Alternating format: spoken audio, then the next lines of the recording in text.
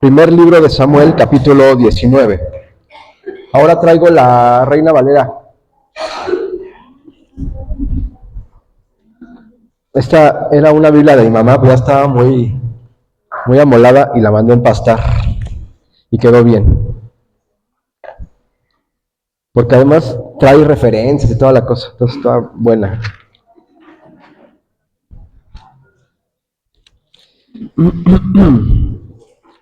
Primero de Samuel, capítulo 19. Vamos a leer una historia, pero vamos a poner en el centro, nuestro personaje central va a ser Saúl, no va a ser David. A mí me parece que el personaje central en esta historia es Saúl y no David. Claro, todo el mundo nos vamos con el bueno, ¿no? Siempre elegimos al bueno y pensamos que Saúl era el malo. Falso. Estaba un poco desorientado nada más. Mira que tienes al lado, chance como tú. Quizás como tú. Tienes cara de desorientado.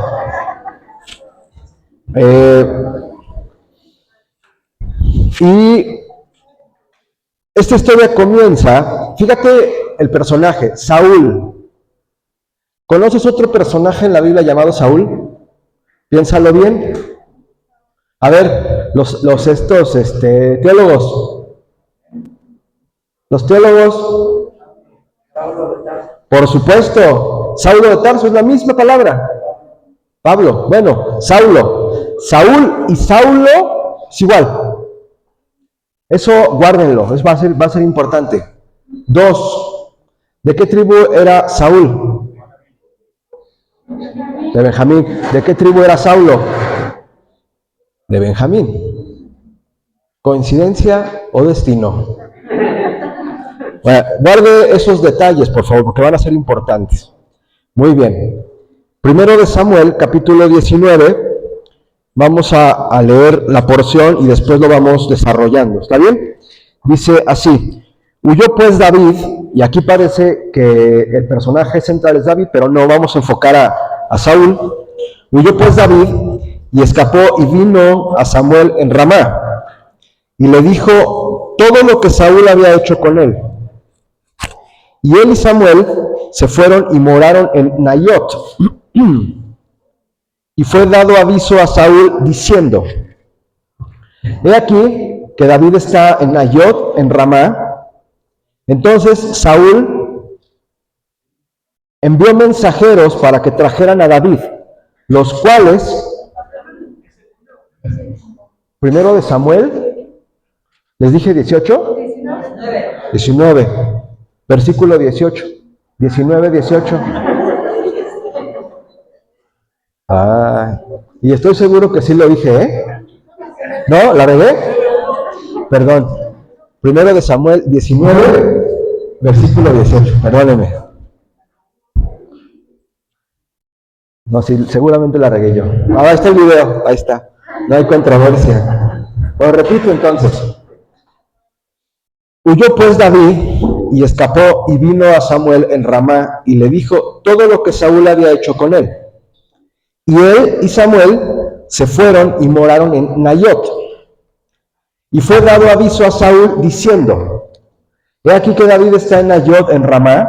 Entonces Saúl envió mensajeros para que trajeran a David, los cuales vieron una compañía de profetas que profetizaban. Una compañía de profetas que profetizaban. ¿Cómo se habrá llamado esa compañía? Profetas SADCB. ¿Cómo le gusta? ¿Cómo? ¡Ay, Nacho! Muy bien, la Mies, muy bien. Muy bien.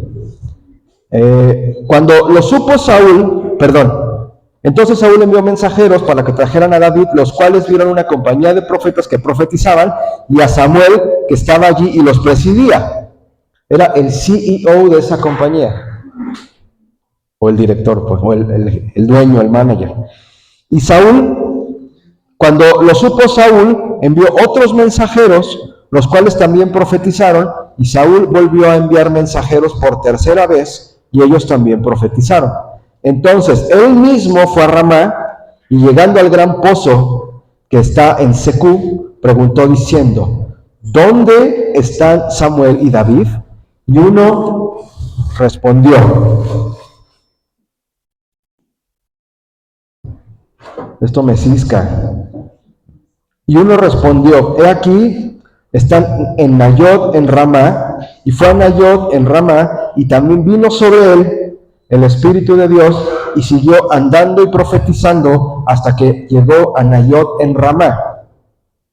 Y él también se despojó de sus vestidos y profetizó igualmente delante de Samuel, y estuvo desnudo todo aquel día y toda aquella noche. Y aquí se dijo: ¿también Saúl entre los profetas? Muy bien, vamos a orar. ¿Ya? Así como que hay mucho ruido. Ahora no se oye. Chiflenles. Bueno, vamos a orar. Padre, te damos gracias, Señor, en esta mañana, Señor. Bendecimos tu nombre, Señor. Señor, yo pongo este tiempo en tus manos. Espíritu Santo, guíanos a toda justicia y a toda verdad. Espíritu Santo, toma el control. Tú eres el Señor de mi corazón. Tú eres el Señor de este lugar y de este pueblo tuyo, Señor. Haz como tú quieras, Dios. En el nombre de Jesús. Amén. ¿Listo? A ver. ¿Ahí está? Sí, creo que ahora sí. Muy bien. Miren, vamos a quitarle el halo místico al Espíritu Santo. Vamos a quitarle esto que como evangélicos seguramente aprendimos y que no está mal, pero hay que desmitificar y hay que bajarlo a la tierra para que nadie se sienta engañado ni nadie se sienta defraudado. Ojo con eso. Yo creo particularmente que está empezando, a lo mejor es mi alucín, pero por eso lo pongo nada más así como mi interpretación.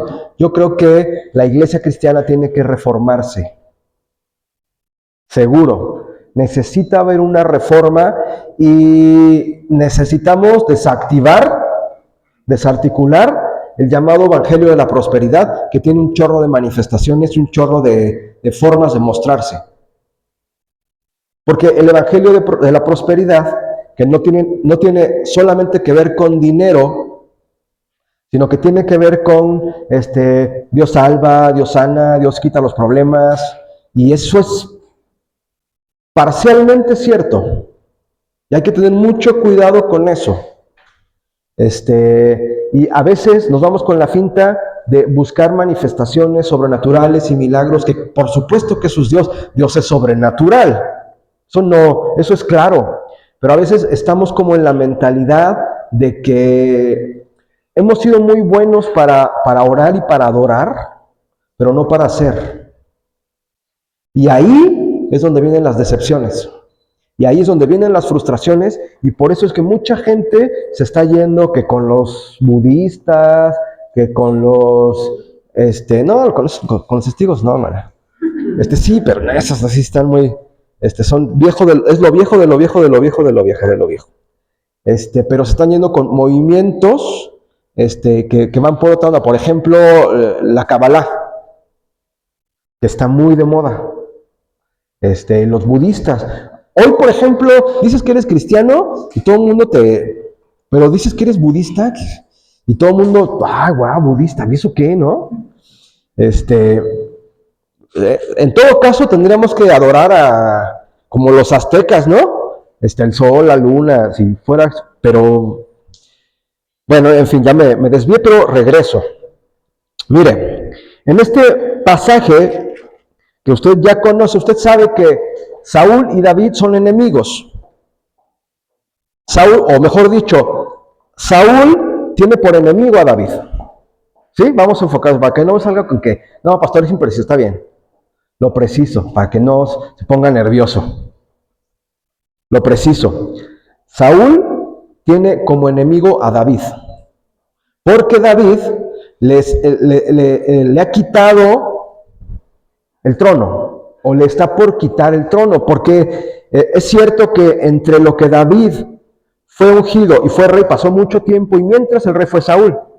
Pero Saúl ya tenía la amenaza de su enemigo David. O sea, en este momento que vamos a empezar a leer, ya hay dos reyes, uno formal y establecido y otro solamente ungido. El ungido solamente es David, pero el ungido y establecido es Saúl. Y Saúl está nervioso, Saúl está inquieto por su enemigo David. Muy bien, entonces asumamos que Saúl tiene un enemigo y ese enemigo es David. ¿Sí? Ok, ese es el contexto. Muy bien. Y yo digo que ante los enemigos hay tres posibles estrategias. Ante los enemigos hay solamente tres estrategias posibles que se pueden desprender en muchas tácticas o en muchas acciones completamente distintas. Pero ahí te va lo que yo creo que son las tres estrategias. Uno es defenderse. Ante un enemigo te defiendes o te puedes defender. Dos, ante un enemigo puedes permanecer pasivo. Ni lo atacas ni te defiendes. Pero hay otra manera, una tercera, de encarar a los enemigos, que es atacándolo. Pregunto, ¿cuál es la manera cristiana de hacerlo? ¿Cuál? Correr. No le hagan caso al hermano Luis. ¿Cuál? Yo diría que atacar. Atacar. Atacar, por supuesto. Atacar. Creo que el término o la idea es futbolera, pero dicen por ahí que la mejor defensa es el ataque, ¿no? No sé si sea futbolera la idea, pero en el fútbol yo lo he escuchado. La mejor defensa es el ataque. Entonces tú no puedes permanecer ante un enemigo solo a la defensiva. ¿Cuánto tiempo puedes aguantar defendiéndote? La Biblia dice que, y habla del escudo de la fe, ¿sí? Y claro, el escudo es para defenderse, pero también habla de la espada de... ¿La espada de qué? ¿De qué? No. ¿La espada de? No. La espada del Espíritu. La espada del Espíritu. No, por eso nos ponen unas tundas, ¿va? La espada del Espíritu. Fíjate, la espada del Espíritu. La espada es para pelearse, para atacar. ¿Sí?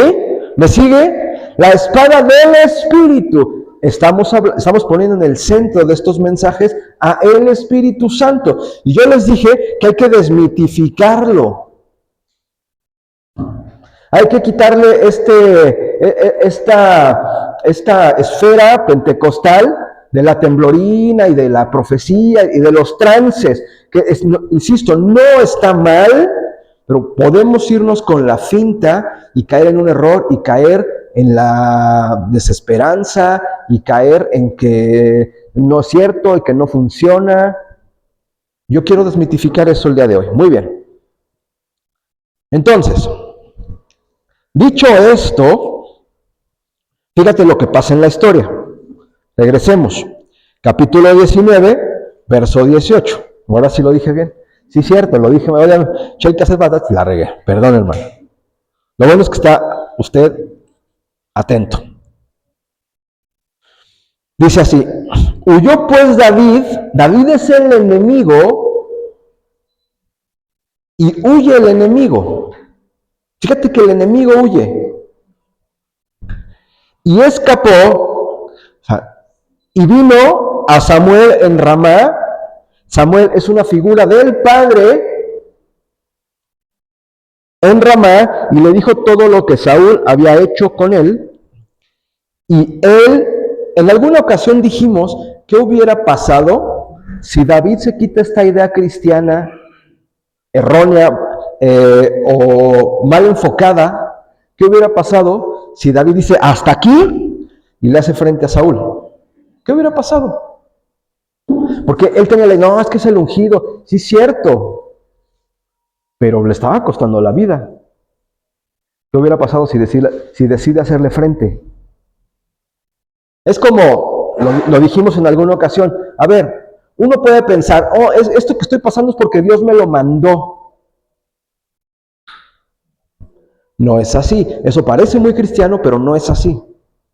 Dios permite cosas, pero no necesariamente te las manda. Llegó Satanás y se presentó en la presencia de Dios, valga la redundancia. ¿Quién mandó el mal sobre Job? ¿Satanás o Dios? Satanás, con autorización de Dios. ¿Sí? Y uno puede pensar, es que Dios me lo mandó. Esto que estoy pasando es porque Dios me lo mandó. Y entonces te quedas a la defensiva o te quedas pasivo esperando a que Dios te lo quite. No es así. Bueno, vamos a regresar al texto. Y entonces dice, verso 19, y fue dado aviso a Saúl diciendo, he aquí que David está en Nayot en Ramá. Pero fíjate, vamos a los versículos previos que son del 11 al 17. Solamente quiero enfocar el 11 y el 15. Fíjate, dice, Saúl, verso 11, Saúl envió luego mensajeros a casa de David para que lo vigilasen y lo matasen a la mañana. Mas Mical, su mujer, avisó a David diciendo, si no salvas tu vida esta noche, mañana serás muerto. Ve al 15, por favor. Dice, volvió Saúl a enviar mensajeros para que diesen a David diciendo, traédmelo en la cama para que lo mate. Fíjate lo que está pasando aquí. Saúl, el rey, envía mensajeros a que maten a su enemigo. Saúl envía mensajeros para que maten a su enemigo. Esto es equivalente a dos cosas. Y aquí es donde creo que tiene que haber una reforma profunda en el cristianismo. La oración es un mensaje.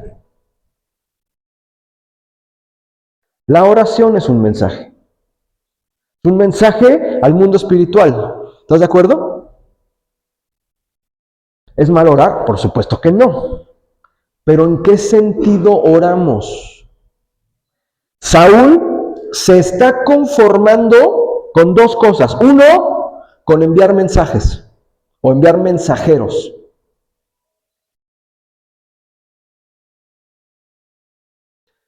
Dos, los mensajeros le traen una respuesta. La primera respuesta que le traen es, David no está. Su propia hija lo disfraza, pone en su cama, como de película, pone en su cama un muñeco, un ídolo, lo disfraza y los mensajeros se van con la finta de que está David ahí. Lo engaña varias veces. Ojo, la segunda cosa equivale, yo tengo que decir dos cosas aquí. Uno, no te conformes con orar. No te conformes con mandar mensajes al mundo espiritual para derrotar a tu enemigo. No te conformes con eso. Orar es el 50%, yo diría hasta menos, de la tarea.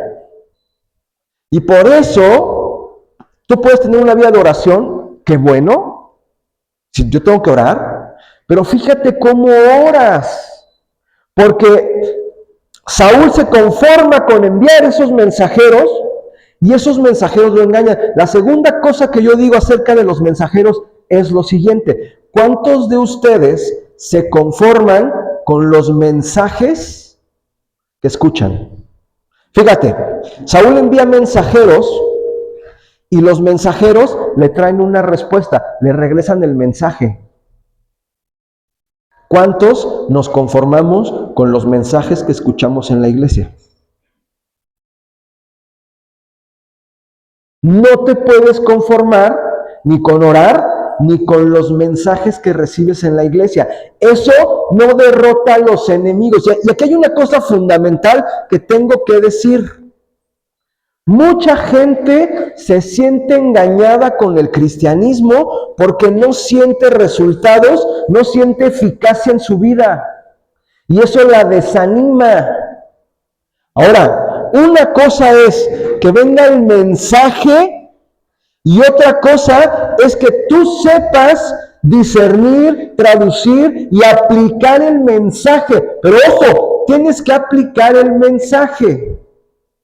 Entre lo que dice el mensajero, que en este caso puedo ser yo, y lo que pasa en tu vida hay una distancia. Y si tú te quedas solamente con el mensaje, sin hacer el esfuerzo de, bueno, ¿cómo rayos aplico esta palabra? Va a haber frustración en tu vida. ¿Me sigues? Entonces, hasta aquí, Saúl se está conformando con enviar mensajes y que los mensajeros le regresen una respuesta. Y el primer mensaje que le envían es, no está, o está enfermo. Y ese mensaje es un engaño. Es una mentira. ¿Sí? Okay. Vamos a seguir avanzando.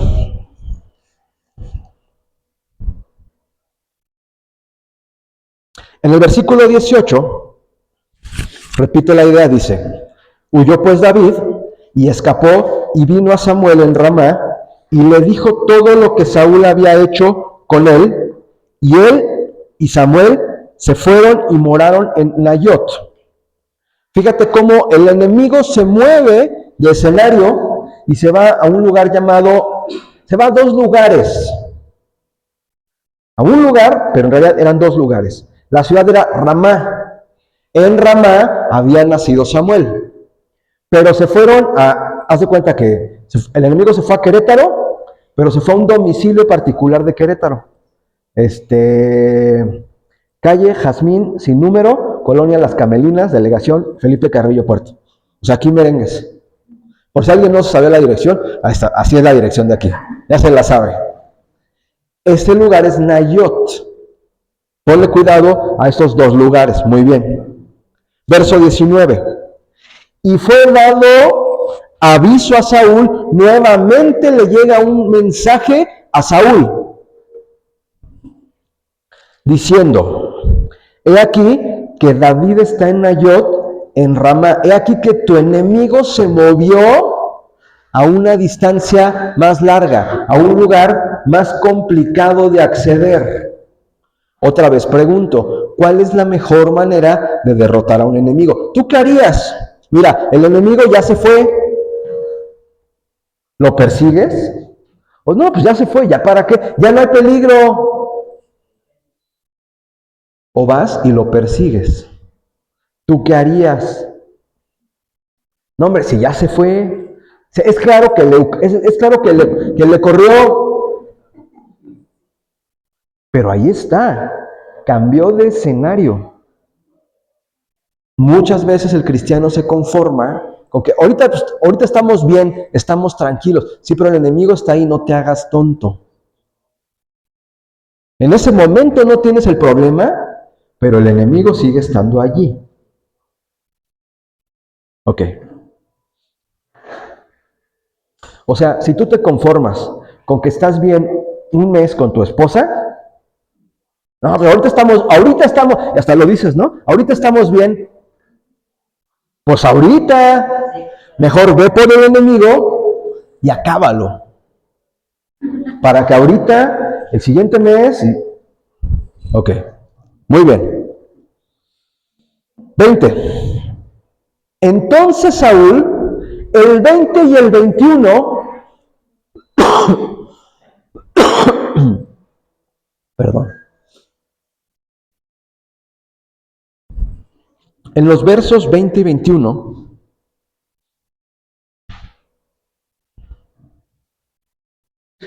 en los versos 20 y 21, vemos que Saúl se sigue conformando con enviar mensajeros. Saúl sigue instalado en la lógica, el enemigo está lejos, yo soy el rey, y como no hay peligro inmediato, se sigue conformando con enviar mensajeros. Escúchame, se sigue conformando con orar por el problema, se sigue conformando con recibir los mensajes, pero no hace nada por ir tras el enemigo. No hace nada por utilizar la espada del Espíritu. La espada del Espíritu. Lo voy a dejar porque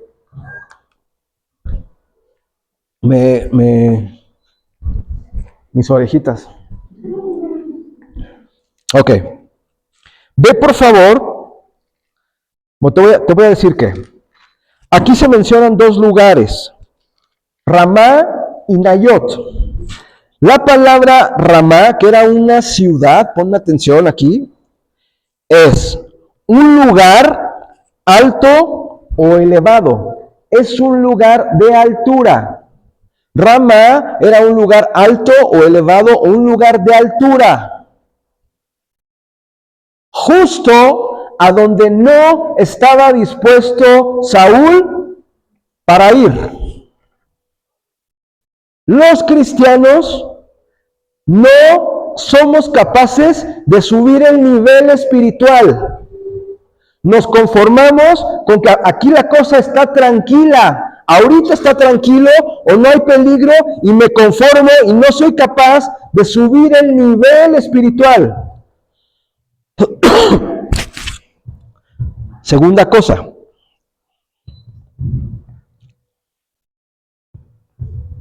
A ver, gracias. Por lo tanto, Ramá no es un lugar bajo, es un lugar alto. Mira, escúchame, mira dónde está el enemigo, en los lugares altos. Mira dónde tenemos que ir a derrotarlo, en los lugares altos. Hay que subir de nivel espiritual para derrotar al enemigo. Eso es muy importante, eso es fundamental. Y dos cosas. La palabra Nayot, fíjate, la palabra Nayot significa lo siguiente. Perdón, Ramá también significa, esto también es muy importante, nada más que ha sido motivo de otras prédicas. La palabra Ramá también significa fortaleza militar. Es un lugar cerrado, era una fortaleza militar. Ok, hermano amado, fíjate lo que te estoy diciendo, que a veces el enemigo está encerrado en una fortaleza militar. Esa fortaleza militar se llaman nuestros pensamientos, se llaman nuestras ideas. Nuestra cabeza, a veces cuando está equivocada, se vuelve una fortaleza militar y cuando quieres atacarla, se defiende con argumentos.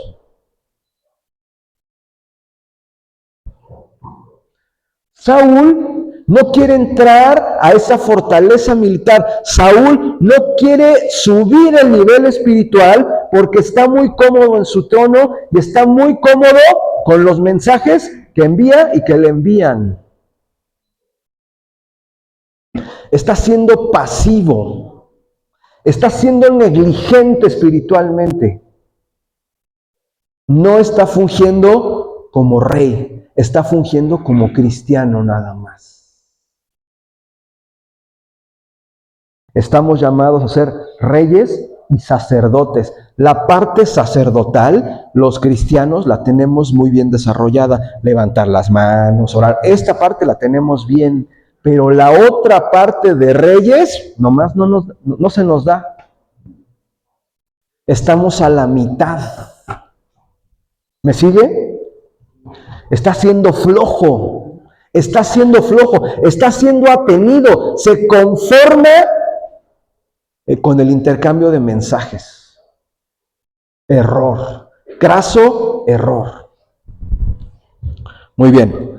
Ahora bien, hay una segunda cosa que es muy importante, o tercera cosa que es muy importante que decir acerca de los lugares. La palabra Nayot, y aquí es donde empieza a ponerse interesante esto, la palabra Nayot significa escuela, dormitorio o compañía de profetas.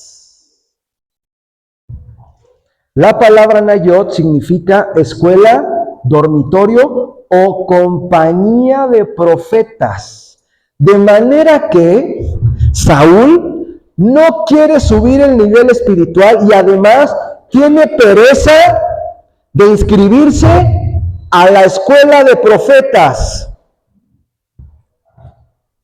No quiere matricularse en la escuela de profetas porque ser profeta implica un tremendo compromiso y una tremenda responsabilidad y una tremenda carga. Tú y yo estamos llamados a ser profetas.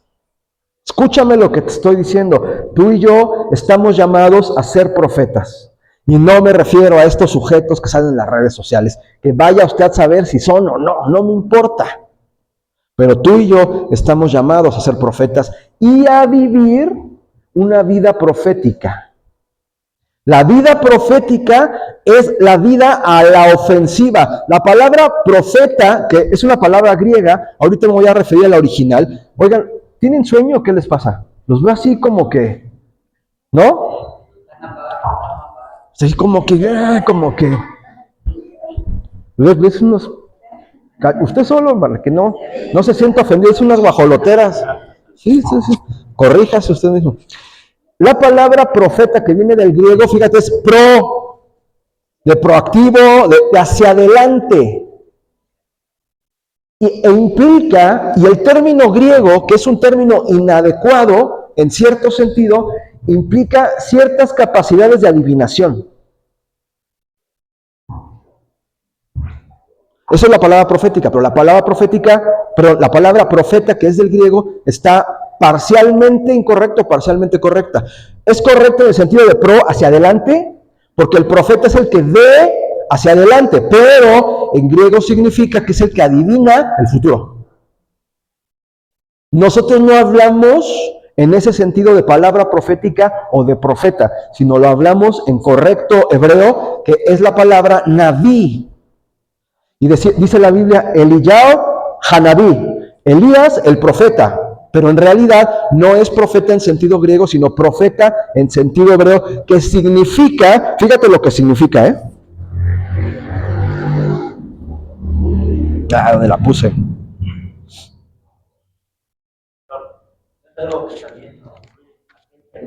Sí, es aquel que anuncia, pero tiene un significado más preciso, que lo apunté, estoy seguro.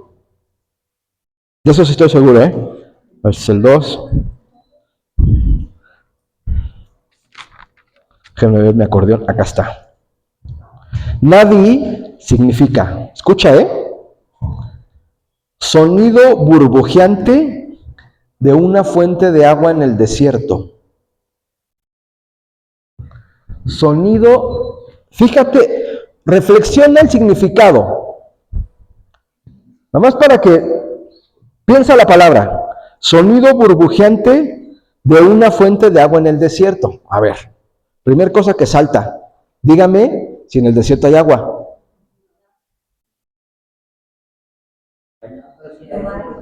Pero está canijo encontrarla, ¿va? Se llaman oasis. Ok. Piensa esto. Piensa que estás en el desierto y por ningún lado ves agua. ¿No lo ves?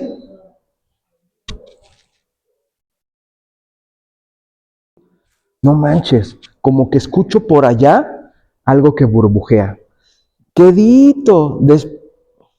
Nadie más lo nota, nadie más lo escucha. Nadie más alcanza a percibir ese sonido, excepto el Naví. Excepto el Naví, excepto el profeta. ¿Te das cuenta? El profeta tiene afinado el oído para escuchar lo que nadie más escucha, que es agua burbujeando, agua brotando en el desierto. Ahora, tú me dirás, bueno, sí está padre la definición. Sí, nomás que es de vida o muerte. ¿Cómo rayos vas a cruzar el desierto sin agua? Pero si ya la escuchaste, si tu oído te permitió escuchar ese sonido burbujeante que nadie ve, pero tú sí oyes, entonces vas a caminar el desierto y vas a ir al oasis, por agua y para que te alcance para cruzar el desierto. Por lo tanto, la vida profética es de vida o muerte. Escúchame lo que te estoy diciendo, es de vida o muerte. Porque la palabra, que es el agua, es lo que te va a mantener vivo en el desierto. Escúchame, la palabra profética es lo que te va a mantener vivo en el desierto. Si no la escuchas, si no, pues una prédica más. Pero si tu oído no está afinado como de profeta, cuando estés en el desierto te vas a morir. Te lo digo en el desierto de mi vida, hermano. Te lo estoy diciendo en el desierto de mi vida. A mí me sostiene una palabra. Una palabra. Ya la apunté, la grabé, todo. Porque esa es la que me ha sostenido. Una palabra. Que escuches atentamente. Y que te aferres. Y que te dé para cruzar el desierto. Si no la escuchas. Si estás en la lela, no pasa nada, tranquilo. No vengo, oro. No. No. Esa es la diferencia con el mundo. Esa es la diferencia con el mundo. ¿Has escuchado ese sonido? Ese sonido burbujeante en el desierto, de agua en el desierto. Escúchalo. Escúchalo, porque eso te puede sostener en el desierto de tu vida. Ahora, por supuesto, profeta también significa el que proclama la palabra, el que habla la palabra. Pero ojo, el que habla la palabra de Dios, el que habla la palabra de Dios. Esto es muy diferente a decir lo que te va a pasar en el futuro. No, eso se llama palabra de ciencia y también sabemos que hay gente que tiene un don que, ¿sabes qué? Va a pasar esto en, no sé, 3 años. Aguas. Eso también hay. Pero tú y yo, si no tienes ese don, entonces tenemos que desarrollar nuestra vida profética. Y para eso necesitas inscribirte a la escuela de profetas. Las inscripciones están abiertas. Se cierran. ¿Cuándo empiezan las clases? ¿Cuándo empiezan las clases, hija? ¿Cuál es el día negro? 26 de agosto. De aquí hasta el 25 de agosto, hasta las 11:59 p.m. Ya no más. Hermano, las inscripciones para la escuela de profetas están abiertas. No seas flojo, inscríbete. Y ahorita me vas a entender por qué tiene que ver o no con la flojera. Muy bien. Me perdí, pero...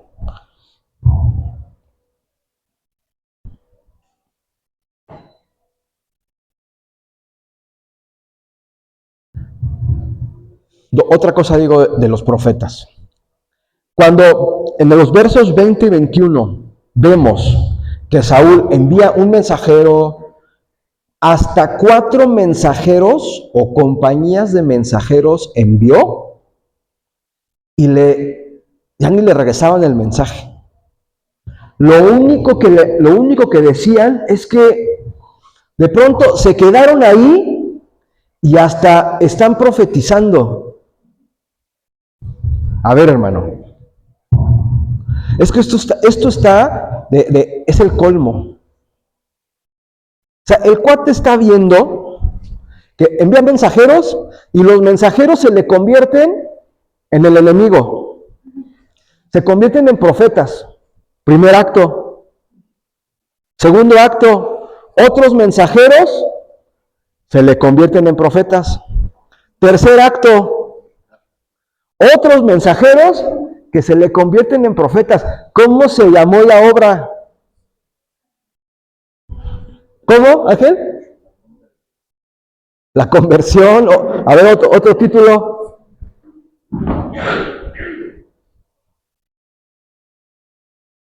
Yo le pondría, ¿no te da curiosidad? ¿No te gustaría? ¿Tú cómo le pondrías? No seas flojo. ¿Tú cómo le pondrías? Hermano. O sea, el cuate, ay, pues, qué raro, ¿no? Ya se convirtieron en profetas, qué raro. Pero se queda ahí, echadote, porque está tranquilo. El enemigo está muy, él se queda, no pasa, qué raro.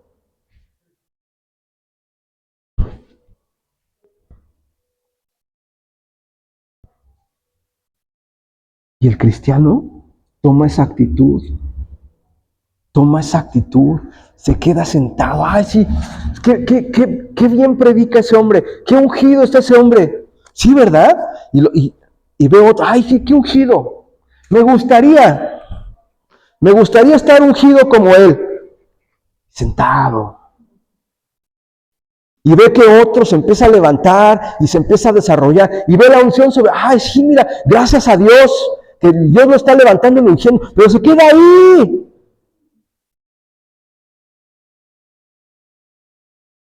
Sí, nada más que él pagó el precio, se sacrificó, se para todos los días temprano para ir a la escuela de profetas. ¿Y tú?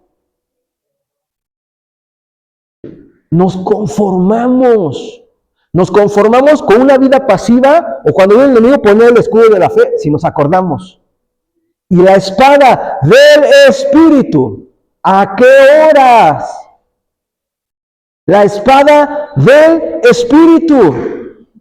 No creas que el Espíritu te va a hacer así y te va a tirar o te va a manifestar en risa. ¡No! Eso para qué, qué bueno, se siente bonito, sí, pero ¿para qué te sirve? Eso no cambia tu vida, eso no derrota a tus enemigos. Al otro día hay que pagar la renta, aunque el Espíritu te haya tocado y así. Al otro día va a estar ese jefe molestón. Te anima la experiencia a lo mejor, pero no mata a tu enemigo, no lo derrota. Lo que lo derrota es la espada del Espíritu, y la espada del Espíritu es profecía. Es profecía, es declarar lo que no es como si fuera de acuerdo a la palabra. Eso es la vida del Espíritu. Ese es el poder del Espíritu. No ves nada, estás anulado, pero tú declaras la palabra, y la palabra es lo que te sostiene, y la palabra es lo que derrota al enemigo. Eso es. Esa es la vida del Espíritu. Claro que anhelamos manifestaciones sobrenaturales, claro que sí. Pero no nos conformamos con eso. No nos vamos con que eso es. Esa es una partecita. Vamos a seguir avanzando. ¿Está aquí, hermano? ¿Durmió?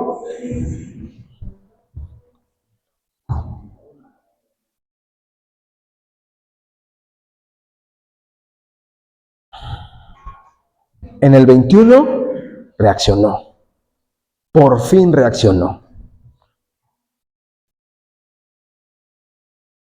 Dice así: cuando lo supo Saúl, envió otros mensajeros, los cuales también profetizaron. Y Saúl volvió a enviar mensajeros por tercera vez, y ellos también profetizaron. Y él no. Entonces dijo, ya, voy a ver qué pasa, ¿no? Por fin le movió la curiosidad, el amor propio, la dignidad. Todo el mundo desarrollándose, todo el mundo en victoria, sus achichinques en victoria, y él echado, tranquilo, sin hacer. Entonces, diga, milagro. Aquí está el milagro. ¿Te das cuenta dónde está el milagro? El milagro es que reaccionó. No es que profetizó, es que reaccionó. Cuando tú reaccionas, entonces la profecía se activa, no antes. Y nosotros creemos que es al revés. Negativo. Entonces, él mismo fue a Ramá, y llegando al gran pozo,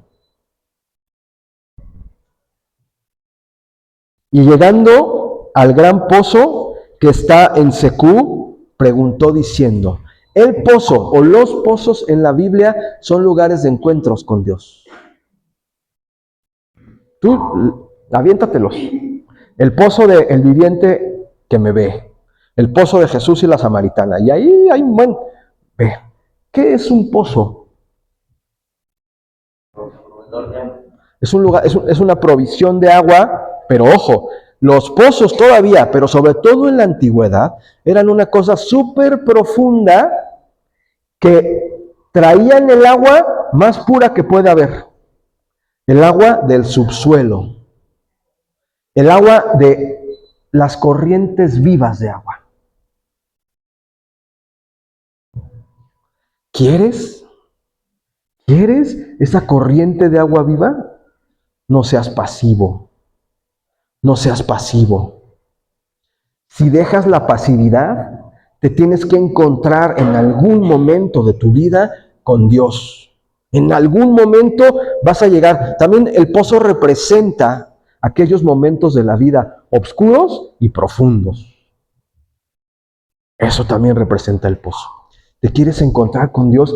Empieza a buscar agua. Empieza a moverte. Empieza a decir, yo quiero. Yo tengo que derrotar, yo tengo que vencer. Empieza a moverte hasta que encuentres un pozo y puedas decir, fíjate lo que clamó Saúl. Alguien que me ayude. ¿Qué dice ahí? No, pero hazle como le hubiera hecho Saúl, Cris. A ver, alguien que se le quite la pasividad y que le haga como le hubiera hecho Saúl.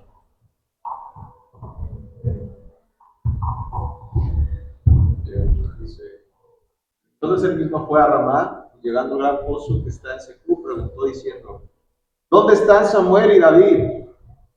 Y uno respondió, he aquí están en Nayot y Ramá. Hermano, este hombre está agobiado por el enemigo.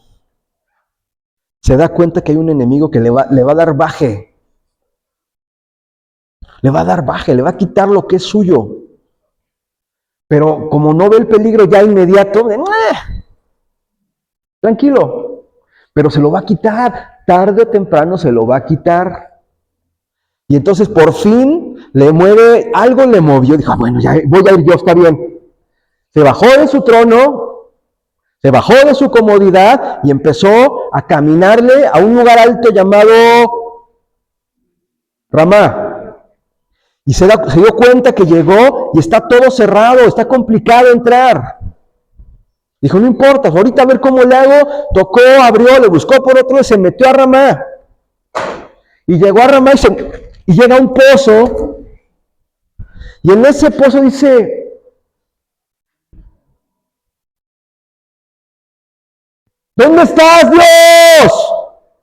¿Dónde estás, Dios? No te veo, ¿dónde estás? Preguntó primero por Samuel. ¿Dónde estás, Dios?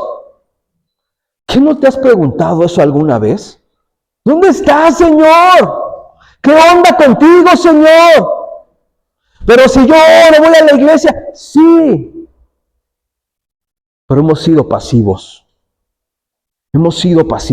No hemos desarrollado una vida profética. No hemos agarrado la espada del Espíritu. No lo hemos hecho. Nos hemos conformado con mandar mensajes, con escuchar mensajes, pero no hemos activado y no hemos sido nosotros. Pero cuando se decide Saúl, se encuentra con un pozo. Y le empiezan a decir en dónde está el enemigo. ¿Te das cuenta? Hermano, a veces uno pide por una palabra, Señor, dime por dónde me voy, dime exactamente qué tengo que hacer, dime por dónde, pero hermano, tenemos que ir, arriesgarnos, inscribirnos en la escuela de profetas, y empezar a declarar la palabra, y declarar la palabra, y declarar la palabra, y declarar la palabra, y declarar la palabra. Entonces llega al pozo y le dice, ¿dónde estás? ¿Cómo derroto a mi enemigo? ¿Dónde está mi enemigo? ¿Quiénes son nuestros enemigos? ¿Quién es tu enemigo? ¿Quién es tu enemigo? Mira, el enemigo se derrota con la espada del Espíritu. Con la espada del Espíritu. Con la espada del Espíritu. Primero declaramos la palabra y después veremos. Pero declara la palabra y declara la palabra y declara la palabra. Ahora, es importante decir que no es solamente de declarar la palabra, porque tanto los mensajeros como Saúl estaban en una escuela profética. en una escuela profética. Es decir, un conjunto de personas que todos los días se dedicaban a profetizar. Dije todos los días. Porque una cosa es el domingo, y aquí está fácil profetizar. Pero declararlo todos los días, todos los días, todos los días, todos los días, todos los días. Una cosa es un ambiente y otra cosa es un clima. Lo que necesitamos desarrollar no es un ambiente, sino un clima. Un clima se sostiene cuando el ambiente acontece todos los días, todos los días. Mira, si en Querétaro siguiera lloviendo todo el año, no solamente cambia el ambiente, cambia el clima. Pasaría de semidesértico a, yo qué sé, a algo más bosque húmedo, yo qué sé. Selva. Aquí en la esquina hay una selva ya, por cierto. Sin jaguares ni nada, pero ya hay una selva. Necesitamos la escuela profética para mantener un ambiente hasta que se convierte en un clima. No es solamente declaro la palabra profética, sino que la declaro todos los días. Y mañana igual. Y pasado igual. Igual. No ves nada, tú síguele declarando. Porque esa palabra te sostiene. Porque tú eres el profeta que escuchó esas burbujitas que nadie más oía, porque estás loco.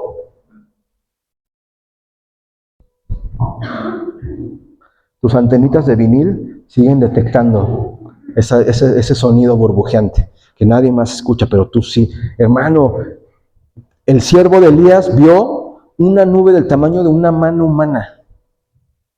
Con eso fue suficiente. Así va a llover cañón. Era una nubecita así. ¿De dónde sacas que va a llover? No importa. De ese tamaño es la semilla que nos sostiene. ¿Sí o no? Pero todos los días, todos los días, todos los días, todos los días. Uf.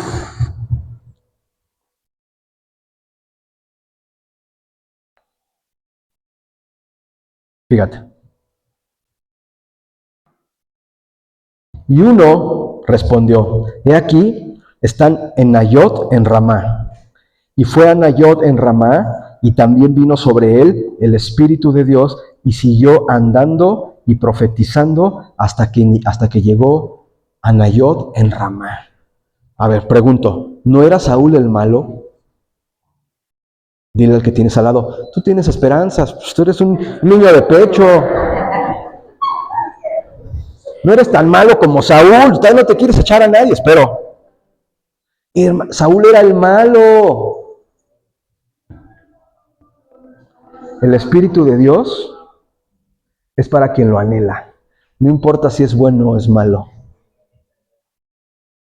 No, es que yo tengo unos pecadotes, pastor. Pues también Saúl. Pero el Espíritu de Dios es para quien lo anhela, para quien lo busca, para quien se atreve a bajarse de su comodidad y de su flojera infinita. Y le llegó. ¿No es una maravilla? Y entonces el cuate en esa búsqueda empieza a profetizar. Dice la Biblia que andaba y profetizaba. Mira, como si anduviera cohete. ¿Te lo imaginas? Andaba como borracho o como loquito, caminando y hablando solo puras locuras. Así, tú y yo, porque la gente sigue diciendo, hermano, que tú y yo estamos locos, andando y profetizando, bien amolado, pero declarando la palabra, declarando la palabra, declarando la palabra, declarando la palabra. Señor, esto me duele todo, Señor. Pero declarando la palabra, porque es lo que nos sostiene, es lo único que nos sostiene. Tú porque eres adinerado, culto, guapo, alto, yo porque estoy fregado, pero tú, por eso no tienes necesidad. Por eso no te animas. Esta es la escuela. Mira, te voy a decir que esta se tiene que convertir, y no le voy a poner como muchos hacen su escuela de profetas, y ya la riegan, porque empiezan a hacer una forma humana de esto que leyeron en la Biblia, pero no es así. Yo he escuchado gente que tienen escuelas de profetas, y ay, no manches.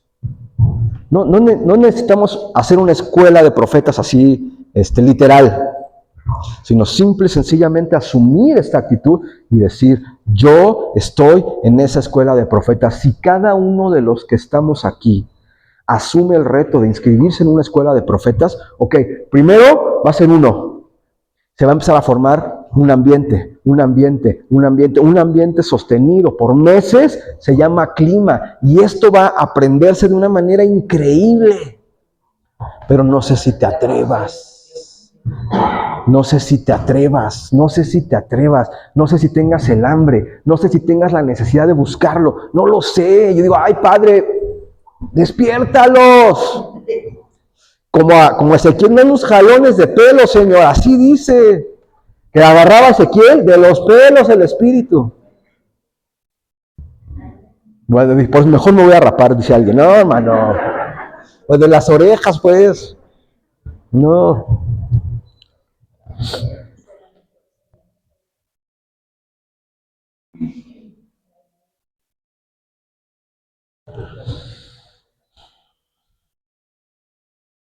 Salmo, no pierdas este pasaje, Salmo 18, 37, 38.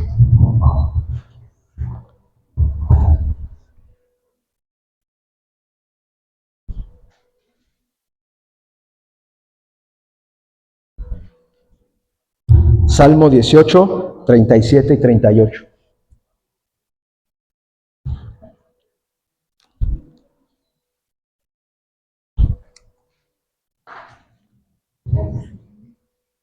Fíjate lo que dice ahí.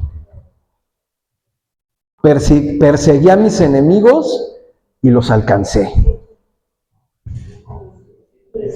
Y no volví hasta acabarlos. 38.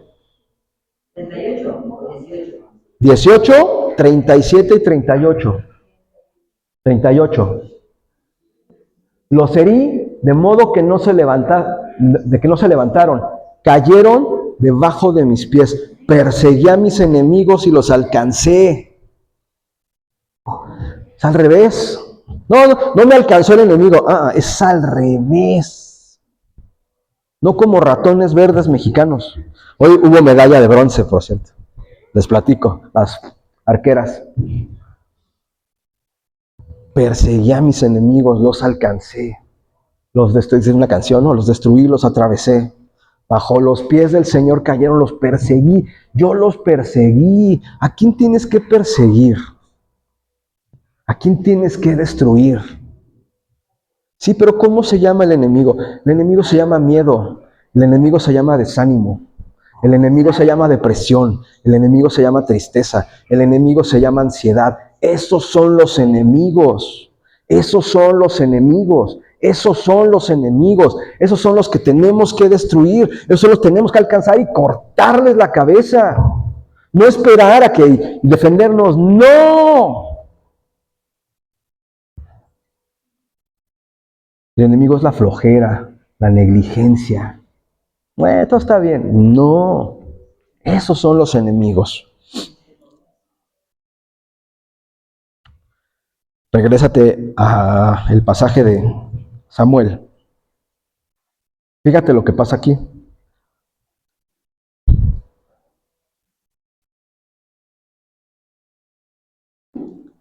Y fue a Nayot en Ramá, y también vino sobre él el Espíritu de Dios, el Espíritu Santo. Y siguió andando y profetizando hasta que llegó a Nayot en Ramá. Y él también. ¿Cómo de que él también? Pues ¿quién más, no? Y él también se despojó de sus vestidos y profetizó igualmente delante de Samuel. Mira, si reflexionas la escena, parece que llegó a un lugar de locos, parece que llegó a Vándaro con los hippies. Llegó al festival de Avándaro. Todos estaban en cueros, hablando locuras. Lee ahí, por favor. ¿Cómo de que él también se desnudó? Pues, ¿cuántos más encuerados había? Y hablando locuras, a ver, alguien que diga, ay, yo estaría chido, pastor. Estaría bien, pastor. ¿Te fijas? Llegó al manicomio, llegó al manicomio. Y él también le entró a la locura. ¿No te gustaría que este lugar pareciera manicomio? ¿No tendría este lugar que parecer manicomio? Te estoy hablando. Reacciona. Si no, llégale a tu planeta. Pues, este lugar tendría que parecer manicomio, no asilo de ancianos. Tendría que parecer manicomio, no con viejitos que se están durmiendo. Digo, bueno, a ver, unas leches calientes para que se acaben de dormir. Una concha y una leche caliente para que ya. Hermano, llegó al manicomio, llegó a la locura. Dice la Biblia que se desnudó, se quitó por fin todo lo que le estorbaba. ¿Te estorban cosas? Que si no nos estorban cosas, nos estorban un chorro de cosas. El malo de la película, el malo del cuento, el que creía por ser rey que se merecía todo, como cierta persona que conozco,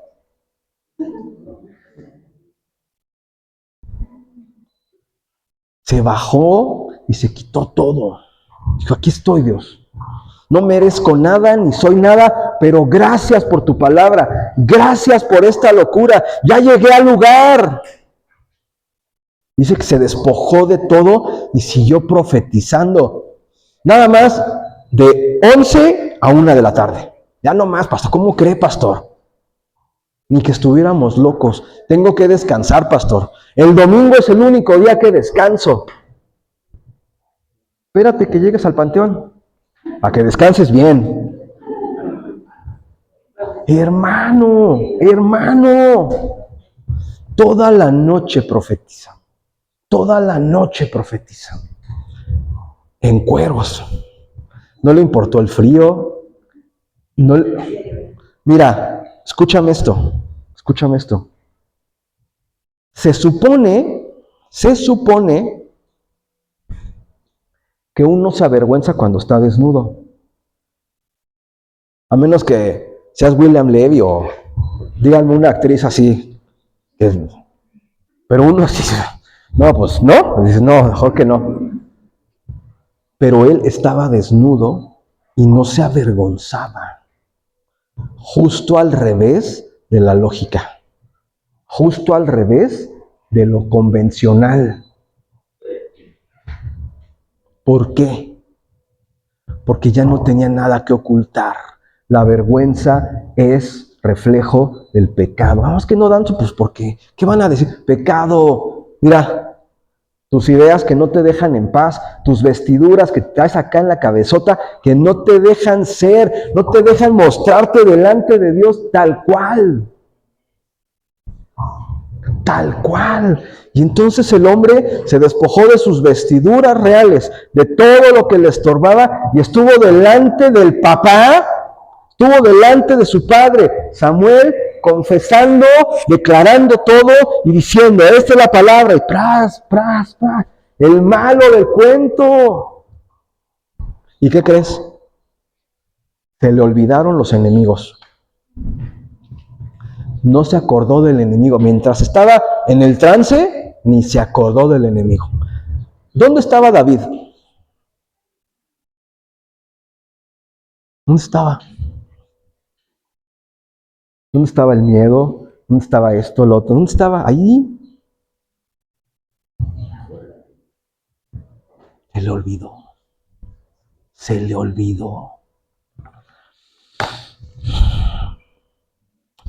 La vida del Espíritu quita toda vergüenza. La vida del Espíritu quita todo temor. La vida del Espíritu disipa todo enemigo. La vida del Espíritu disipa, quita todo complejo de inferioridad o de superioridad del que tengamos. La vida del Espíritu.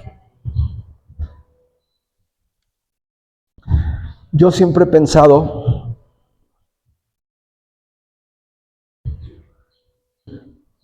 ¿qué pasó con Saúl? ¿Por qué terminó mal Saúl?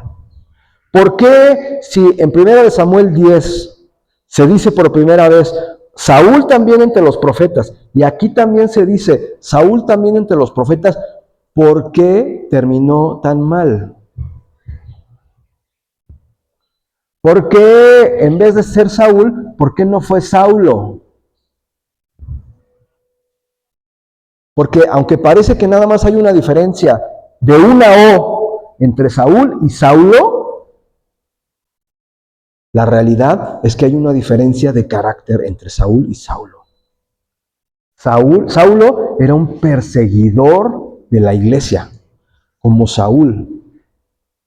Y en esa persecución, ambos dos se encontraron con Dios. ¿Qué pasó con uno y qué pasó con otro? La diferencia, no dice la Biblia, pero yo interpreto, es que Saulo se mantuvo, y se mantuvo, y se mantuvo. Este no se mantuvo. Este se le pasó el trance, se le pasó la emoción, se le pasó ese impulso tan bueno, se le pasó, ya, se le olvidó. Nos tenemos que mantener.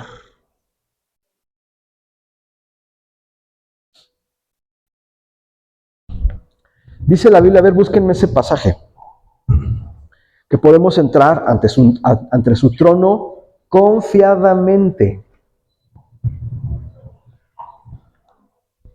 ¿Qué significa entrar confiadamente?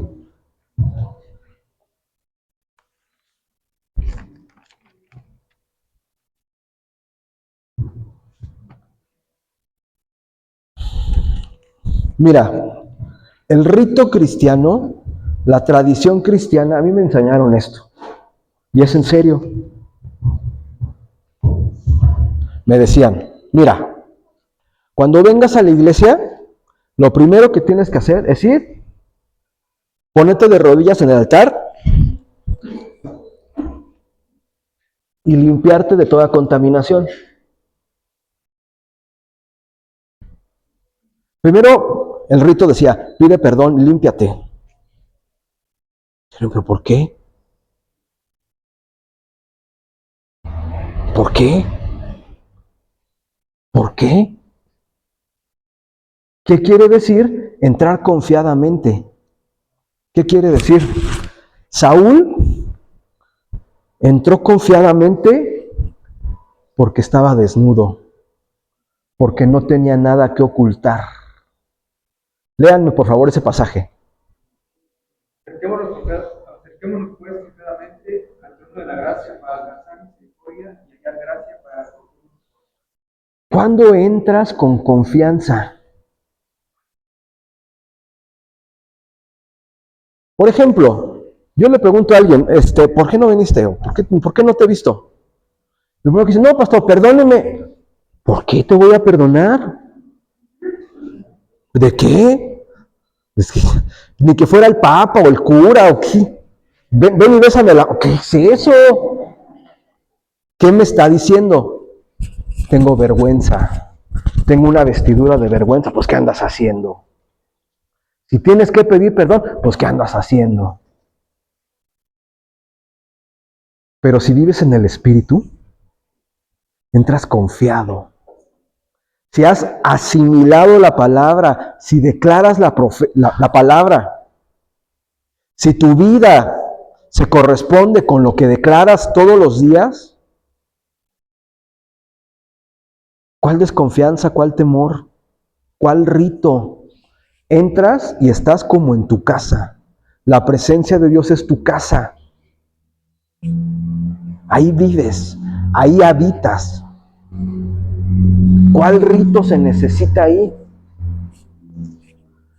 Desarrollamos el rito. No, primero las tranquilas para ir como calentando el ambiente. ¿De qué estamos hablando? Pues no me gusta esa religión, hermano. ¿A usted le gusta su religión? Está muy triste, ¿no? ¿Qué es eso? Vea, y no es por juzgar, pero aquí también lo hemos hecho.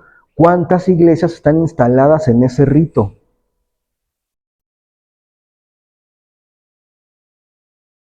Y por eso la iglesia cristiana no está creciendo. No he visto los datos, pero no está creciendo.